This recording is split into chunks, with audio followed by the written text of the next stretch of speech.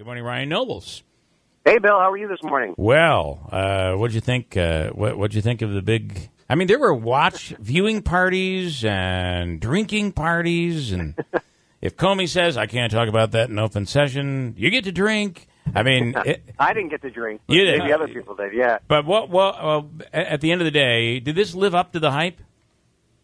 I don't know if it was possible for it to live up to the hype, Bill. I think that maybe people's expectations in terms of what they thought was going to come out of this were a little misguided. And I think, I talked to probably 5 or 6 senators after the hearing yesterday. I think a lot of them impressed upon us, both Republicans and Democrats, that this is a step in the process. This wasn't going to be as revelatory as people thought it was going to be. James Comey was really fired in the midst of what was going on with Russia. So he doesn't know everything else that may have been collected after he was fired. So, right. He's one small part of this much bigger and complicated situation. But I do think that we do need to take a bit of a step back here because this controversy has been raging for so long. I mean, some of the things that he said yesterday in a normal environment would have been the biggest news story in any president's entire term. So the idea that a former FBI director said under oath that he believed the president of the United States was lying to him was pretty shocking. And I was in the hearing room, and you could hear audible gasps when he said it. Yeah. But that is saying that's the former FBI director saying that our president is a liar. That is hard to listen to, and we haven't heard something like that. Well, maybe since Clinton, I guess. But even that was. I don't know. Maybe it goes back to Nixon. It was tough to listen to. Yeah. Well, but Bill, again, this goes back to just how this storm cloud has just grown and grown and grown. I don't think people were really that surprised by it. Yeah. I mean, in that setting. It was certainly dramatic, but I don't know if it necessarily changes the long conversation all that much because now, and you kind of heard the Republican spin during the actual hearing and then after the hearing, it's really become a he said, and do we believe more? I mean, I still think that James Comey's credibility is relatively intact, but I agree. This isn't a slam dunk case by any stretch of the imagination. No, and I don't think it shows any criminal intent, which I think is really important, which is very similar to Hillary, right? I mean, when Comey came out and said, she did this, she was reckless, but there was no criminal intent. I think that's important. But I'm not sure the reputation is that comes out of this for the president is good. And the other thing, it's interesting, if you could comment on Paul Ryan and other Republicans now, the new talking point is that the president is naive. He's new at this. He's not a politician. He didn't know better. I find that interesting. Well, I mean, that's exactly what they're saying. They're saying that this is a business leader, and in business environments, this would have been a typical conversation that he would have brought somebody in and tried to win them over with the power of persuasion to your side of the argument. And that he didn't necessarily understand kind of the protocols and the policies that surround the interactions between the White House and the Justice Department. He's not a student of politics. He knows nothing about government. I think we often forget that this president has never served in elective office at any level of his entire life. So the idea that he now goes into the most important and most difficult job, it would make sense that he might not understand things. But the question, Bill, is that a viable excuse? Right. And, he ran for this job. He was elected to do this job. It's his responsibility to understand how this job works. And let's be honest here, too. Any president who's ever gone into that position for his first term, I guess if you'd been a governor, but let's look back on some of our presidents who were senators. Look at Obama, for instance. Mm-hmm. He didn't have that experience, the experience that George Bush had as being a governor. So Obama goes in, and you have staff there to say, this you don't do, this you don't do, this is okay. Why is it that there isn't staff around protecting this president to make sure that these things don't happen? Well, Bill, I mean, we know definitively that the president either just ignores his staff or only listens to the ones that tell him what he wants to hear. Yeah. He feels as though he was elected, he knows what he's doing, and he doesn't need the advice and the guidance of his staff. And the other thing, too, is I think that the president, and I think this is part of why his supporters remain loyal, is he's very suspect of the status quo. Yeah. When you've got somebody in there that says, well, Mr. President, this is how it's always been done, he feels as though he was elected to come in there and say, well, it's not working. We need to do it a different way. Right. And I think sometimes he may confuse, trying to shake the status quo up with, legal and responsible protocols. So if he did have a staffer say to him, Mr. President, it's not appropriate for you to be even alone in a room with the FBI director to talk about really any pending investigation, right, but especially one that could be connected to you and your associates, you shouldn't do that. He's probably like, well, I'm going to take care of this. Yeah. I know how to do this, and this is what I'm going to do.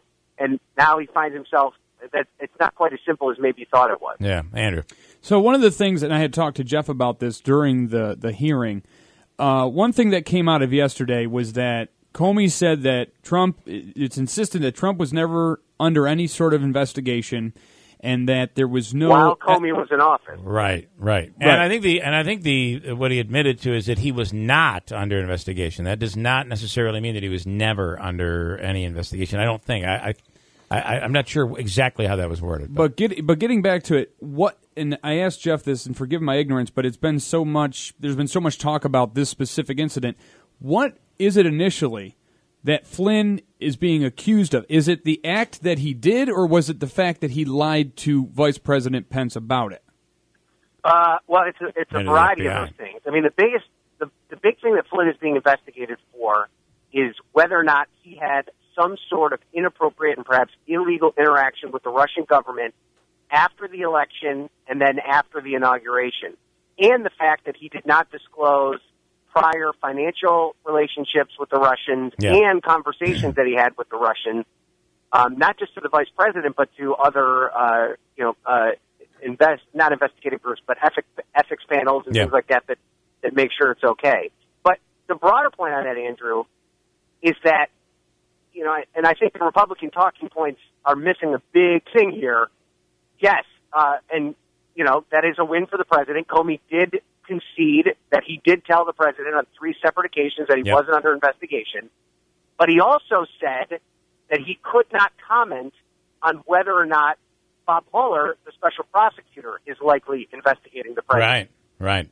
And so, a lot of times, especially when it comes to the FBI, and Comey even kind of says this, it's almost what they don't say that's more important than what they do say. Right, yeah. Because, they had another session that was closed where some other stuff came out, and I don't think that just because Comey can say, yes, when I was the FBI director, the president was not the target of the investigation, meaning just the president himself. Right. That doesn't mean that he or his associates aren't still caught up in this investigation and this after the fact. And the part of this that can be important is that look how the Monica Lewinsky came to be. That was another investigation, of course, involving Bill Clinton, but that popped up during when they were obtaining evidence. That popped up, and it turned into the big Monica Lewinsky thing. So the same type of thing could happen here. I also thought Loretta Lynch, I thought that was big. I thought that was a very big revelation yesterday. Yeah, and I think that's where, I think the Republicans had a significant point there about Comey. That he seemed to want to clear Hillary Clinton's name at different points, but allowed the cloud of Donald Trump to continue after he was elected president. Now, Democrats would argue that he just made things worse for Hillary Clinton. Yeah. But I think that, I still believe that at the end of the day, this hearing was probably a good thing for Donald Trump. Because it's to a certain extent a cathartic experience for him.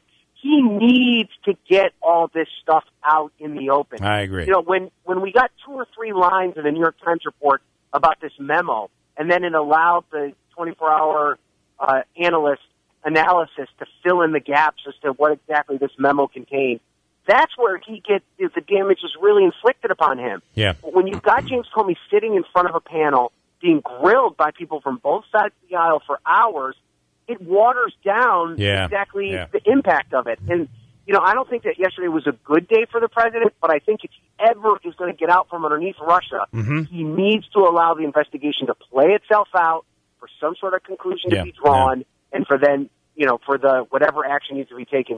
The problem is you still have Mueller out there who is just beginning his investigation, which means this is still going to drag on and be a drag for this presidency. Manaski. Ryan, I want to ask you, one of the other things I thought that was good for the president was the questions about particular articles of leaks. And at one point, Comey was saying, I don't remember which paper. It was a major paper. It was the Post or the Times. That there were articles that were, in his words, I believe, almost entirely false. Actually, the senator asking that question said, can you say almost entirely false? And he said that's correct. No, I 100% agree. I think that Marco Rubio was the one that was pretty deft in his questioning of Mueller.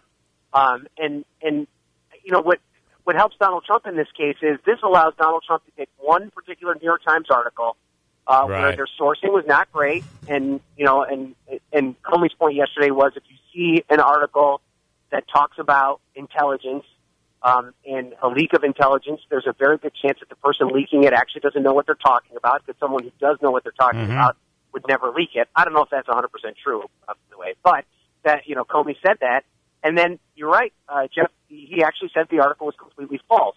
So you've got one example of a bad article, and now the president's going to be able to hold that up and then decry every single article as being fake news. Which he already has done this morning. And I do want to say one thing. To me, the biggest thing that came out of yesterday, I believe, is the leak by Comey. So now, really, when you think about this, I don't believe it's actually a leak. Because this is the head of the FBI getting information out that he wanted out, but felt that he didn't want it to come from him. So that isn't necessarily technically a leak, like leaking classified information. But to me, it was not classified information. Right. He purposely did not make it classified. So to me, you can't look at it the same way as people are trying to. But here's what I find most interesting about that. Why I think that no one is really focusing on this fact is that James Comey had such, and it seems like our intelligence community and people in the government had such a distrust for this president and the people that he surrounded himself with, that they felt that they had to get it out through the media, something out through the media, and didn't trust the administration to handle it properly, fearing they were going to squelch it and bury it, and it would never happen. There would never be a special prosecutor. To me, that speaks volumes, I'm afraid. Bill, that moment in the hearing was, for me, the moment where my jaw dropped. Yeah. When James Comey said that he purposely provided that memo through a friend to the New York Times as a way to compel the creation of a special prosecutor. That was mind-blowing. First of all, it shows how deft James Comey is, that he understands how well Washington works. Yeah. But also it shows one of the big problems we have in this country right now is a lack of faith in our institutions, right? People are not, they don't trust their president, they don't trust Congress, they don't trust those of us in the media. This shows that a guy that was a member of one of these institutions, the former director of the FBI, did not trust the process enough to let it play out, that he felt that he had to kind of play the strings a little bit to try and to make it happen. Yeah, you're wording it better, because it's not necessarily didn't trust the president or his administration, but the process under this administration. That's scary to me. The committee. He still would have had the opportunity to get it out to the media, though. In the end, if he had still, that's not the point. The point is he wanted to preserve this, and he did not trust the system. I mean, that's mind blowing. Yeah. To me, anyway, I just can't. You don't think that our government works that way. You feel that when something is passed on, everyone does the right thing. Well, this is saying, I'm worried they're not going to do the right thing and they're going to bury it. Well, that says so much about where we are right now in America, and that to me is scary. And it doesn't stop at just this administration. It does make you wonder. But Bill, not to sound too Pollyannish about this, and not to sing the praises of the First Amendment and the free press, but isn't this a perfect example of what our founding fathers envisioned, right? Yeah. A crisis of confidence in our system, but yet we have such a robust system of checks and balances that it will work itself out. And so, yeah, we might be in a dark time right now, but this is why we have a free press. This is why we have the right to question our government. This is why we have 3 equal branches of government. So Comey felt that Congress wasn't necessarily doing their job correctly. He felt that the White House wasn't doing its job correctly. So he went to the fourth estate. He went to the media and the public basically to get it out to put pressure on it. And the result was he got what he thought should happen. He got a special prosecutor. And the fact is, as down as you may be on our system right now, and as down as you may be on our government and the media, because frankly, people are angry with us too. This, as bad as this doesn't happen in a place like Russia, where we air our dirty laundry in a way that everybody knows ultimately what's going on, and there'll be some sort of resolution. It would all be tucked under the rug. People would probably end up dead or put in jail unfairly. This is not it's not a clean process by any stretch of the imagination. It's not. It doesn't necessarily put us in a good light. But at the end of the day, hopefully, the right verdict will emerge and we'll all be better for it. And by the way, the right verdict could very well be, this could be the best thing that ever happened to President Trump. Because, as you said earlier about the testimony yesterday, the same thing with the Mueller investigation, getting it all out and at the end of the day saying no criminal activity, no criminal action. I mean, that could be the end result, and this cloud could be lifted off the president. So imagine, Bill, Donald Trump's presidency, 2 years from now, 4 years from now, if he's already beaten back this level of scrutiny, he's going to be pretty untouchable, frankly. Yeah, it's going to be pretty hard to nail him on anything. And at that point, he'll have experience, and they won't be able to say he's naive He'll know anymore. what he's doing. So, I'm by no means am I suggesting that he's going to be free and clear of this.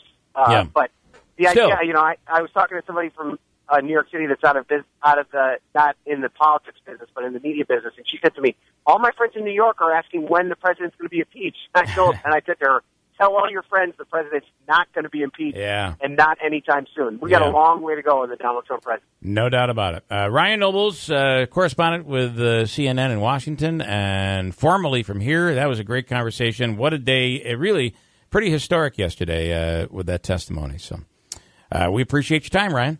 Thanks, guys. Have a great day.